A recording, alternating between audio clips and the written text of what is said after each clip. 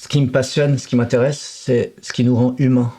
Pas seulement ce qui nous rend humains, mais ce qui nous fait ressentir, vivre une humanité partagée, ce qui nous réunit, ces moments en fait. Donc j'appelle ça des situations, parce qu'en fait, c'est une situation, je maîtrise pas forcément tout ce qui va s'y passer, mais je crée la situation et les gens en fait s'emparent du projet, ils vont le faire vivre. Des moments où deux inconnus, 1000, 5000, 100 000 personnes vivent un moment où tout à coup il y a les regards qui vont se croiser, il y a une connivence qui se crée et on sent en fait appartenir à quelque chose qui est plus grand que l'individuel.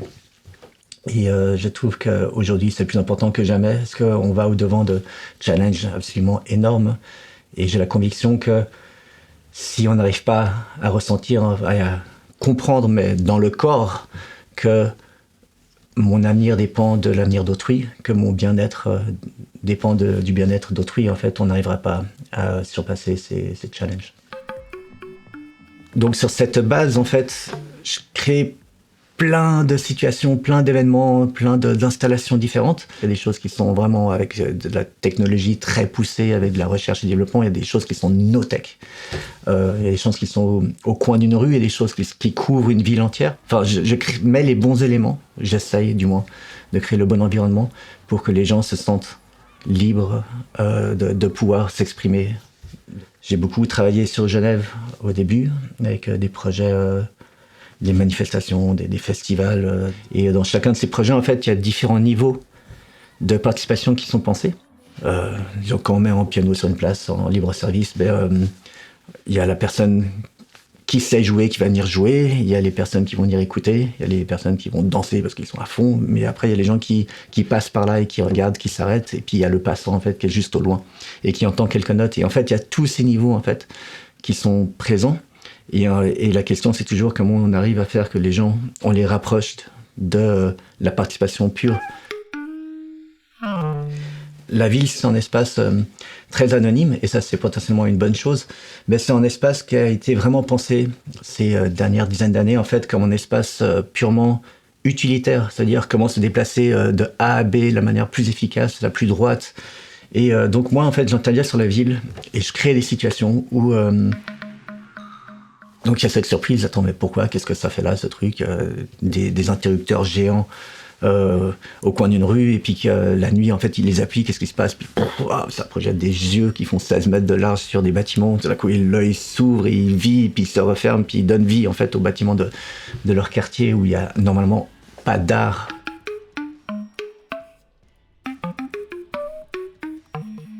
Évidemment, quand on commence à gratter, commence à voir en fait un petit peu ce qu'il y a dessous, il y a toujours un besoin personnel. Et donc là, j'essaie quelque part de recréer la ville dans laquelle j'aimerais vivre, de créer ce sens d'appartenance, ce sens de communauté. J'aimerais beaucoup avoir une tribu en fait à laquelle j'appartiens et qui me soutiennent. Et j'ai beaucoup voyagé de par le monde. Et ce qui m'a toujours intéressé, c'est de voir un petit peu comment dans différentes cultures, d'ailleurs j'ai étudié l'anthropologie sociale, il doit y avoir quelque chose derrière, comment on donne du sens à la vie, comment on donne du sens en fait à une communauté, comment les gens se réunissent.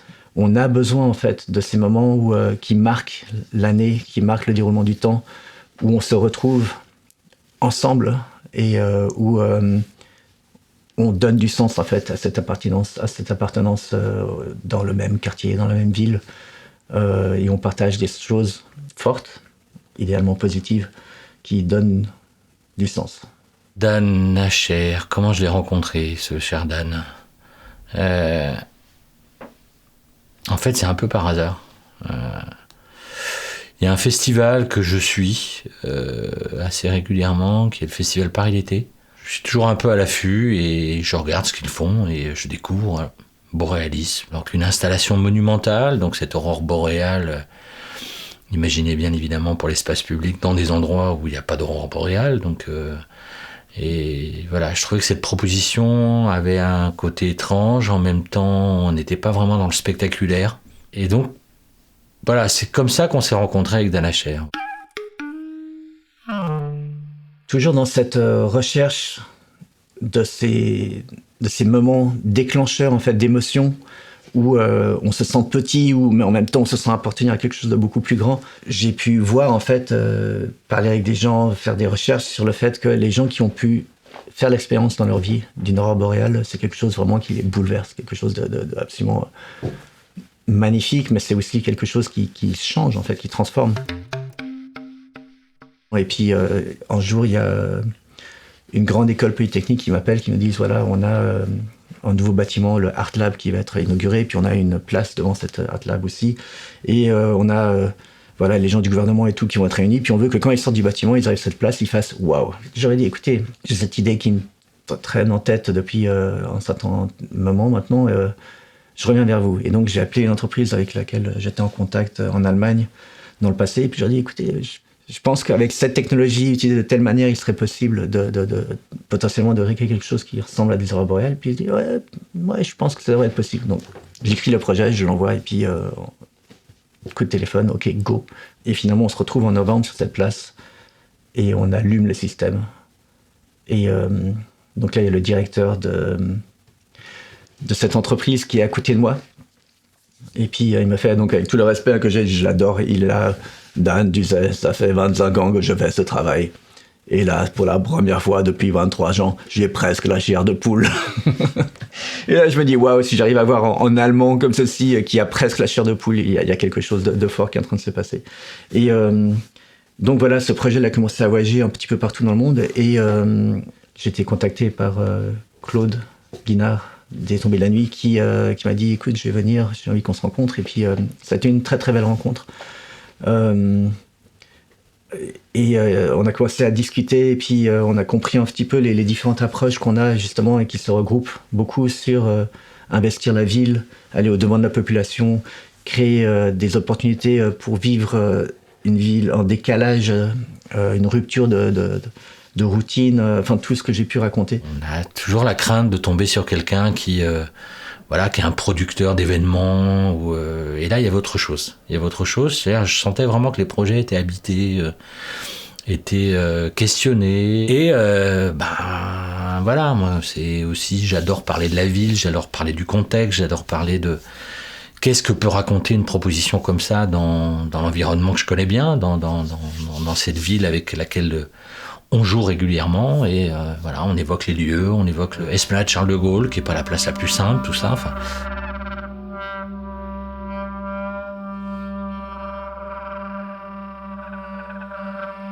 Boréalis, c'est ça en fait, c'est l'idée de transformer le vécu d'une ville.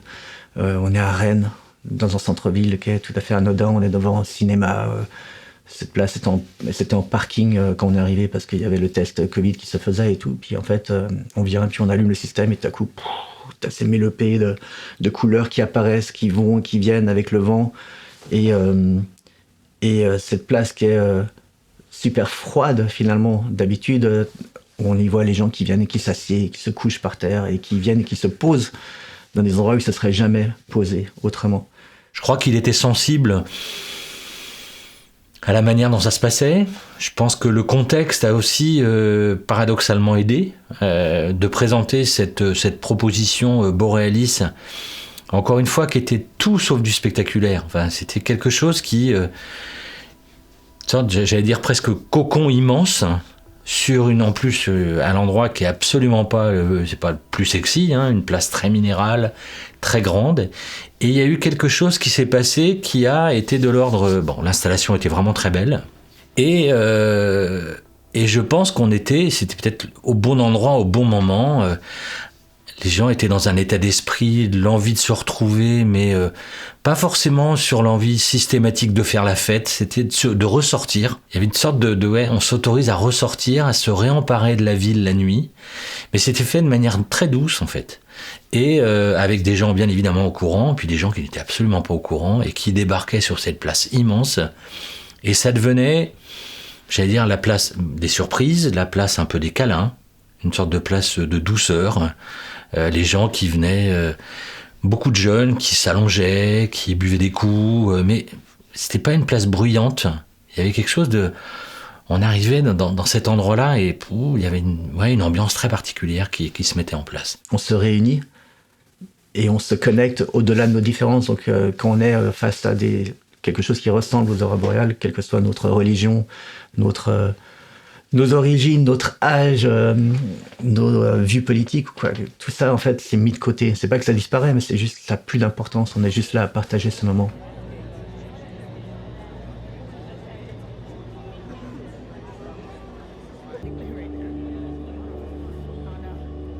Je crois que ça a nourri nos échanges avec Dan sur vraiment cette dimension humaine, la prise en compte de la personne, des gens, de l'individu qui à un moment fait collectif ou fait communauté, de manière éphémère, et sont, je crois, des mots, des ingrédients, une philosophie qu'on retrouve dans son approche. Et on a petit à petit, on est revenu petit à petit sur Secret. Cette nouvelle création qu'il cherchait à mettre en place. Et puis là, on est rentré dans le concret, de dire, écoute, on essaie de le faire. On va essayer de le faire. Secret, c'est un projet que je porte depuis 8 ans en moi. C'est une sorte de besoin, en fait, de dire, OK, comment on se rapproche encore plus de ce qui nous rend humains et de ce qui nous touche. Et dans cette réflexion, en fait, il y a le secret qui est apparu. Et le secret, finalement, on en porte tous, de manière consciente ou inconsciente. Et c'est quelque chose qui nous unit tous. C'est quelque chose de caché, c'est quelque chose qui pourrait être partagé ou sur lequel on peut travailler avec, à la limite, ses meilleurs amis, ou en famille, si ça peut être fait, ou avec un psychiatre. Mais ma réflexion, c'était comment on peut faire et qu'est-ce qui se passait si on ramenait ça au cœur de la ville. C'est très fréquent, ces installations qu'on multiplie, et puis voilà, on en fait une à tel endroit, on en fait une à tel endroit, on en fait une à tel endroit, et à un moment, c'est plus vraiment habité, quoi. Et moi, j'avais besoin que cette idée soit habitée, et soit nourrie humainement. Je n'étais pas forcément à la recherche d'un discours, mais je me suis dit, c'est pas rien de demander des secrets aux gens, et comment cette personne qui est en train de m'en parler, qui est en train d'imaginer une installation qui est liée à ça, comment elle s'en empare, comment elle est portée, quel est le degré d'engagement de cette personne dans ce projet. Par rapport à Secret, ce qui est super important, il y a la forme et puis il y a encore une fois l'ambiance qu'on souhaite y créer. Donc il faut créer une certaine sérénité, un endroit où les gens puissent venir et sentir en fait qu'ils sont libres et qu'ils peuvent faire cet acte de se libérer dans Secret. C'est pas anodin. Chacun va venir avec son propre bagage, son propre passé en fait, et ça doit être le plus ouvert possible. Donc je suis parti sur des lettres qui appellent le mot secret. Donc ce sont des lettres, ici elles font 3,50 m en bois. Donc ces lettres, elles sont très impressionnantes comme ceci, et puis elles sont formées en cercle. S-E-C-R-E-T-S, donc secret au pluriel. Et au centre, il y a un module où on trouve des cartes. Et ces cartes, et sur ces cartes, il y a écrit « Voici mon secret, brûlons-le ensemble ». Et c'est une invitation aux Rennais de venir et de réfléchir à se dire tiens, quel est mon secret, qu'est-ce que je porte, ou quels sont mes secrets, et de venir de les mettre sur papier, de se libérer de ces secrets. Et donc ça c'est le processus interne, il y a en amont, mais qu'est-ce que c'est un secret, est-ce que je porte un secret, quel est-il, est-ce que je vais y aller sur place, rentrer dans l'installation, donc on crée ce cercle, donc il y a ce mouvement. On y trouve ces cartes, on les écrit, ces secrets, après ils sont affichés sur les faces intérieures des lettres. Il y a une autre manière, c'est que si on veut vraiment pas que ce secret soit lisible, on peut le mettre dans une boîte noire, et là il reste scellé. Et donc on se libère un secret. Et sinon on peut aussi venir simplement et être témoin en fait, de toute cette humanité qui nous entoure. Parce que là en fait il y a vraiment tout ce qui est le plus profond, ce qui est caché, des choses légères, des choses beaucoup plus lourdes. Et on est là sur 5 jours. Et au fur et à mesure que les jours avancent, il y a ce contenu qui commence à s'emmagasiner de plus en plus. Et donc on peut venir et se dire non mais en fait moi j'ai pas de secret et non, c'est pas pour moi. Et d'un coup de se dire peut-être que finalement quand même, ou se dire tiens en fait je suis pas seul. Et donc on travaille sur l'empathie, sur la compassion. Et donc les jours passent et il y a ce contenu qui s'amasselle. Et le dernier jour, à la tombée de la nuit, on se réunit et on brûle toute l'installation. Le bois, ce côté circulaire, c'est une sorte d'agora comme ça qui se crée dans l'espace public. Et lorsque le choix de la place du Parlement a été que ça avait du sens de le faire aussi à cet endroit-là, mais ça avait aussi des significations très particulières, puisque le feu, à un moment, va être présent. Voilà, on est à un endroit en cœur de ville, sensible. Les incendies à Rennes, c'est quand même très prégnant, et avec des incendies très récents, et notamment celui du Parlement.